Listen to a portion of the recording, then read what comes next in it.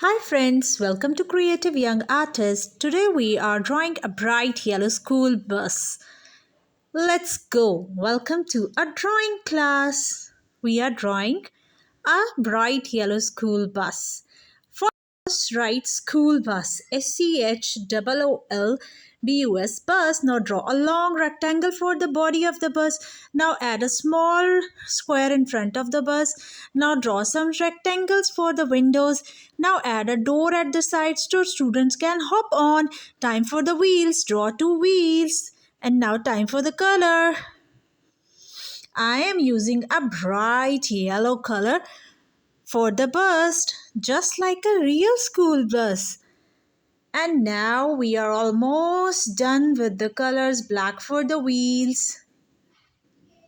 And your bus is ready to roll.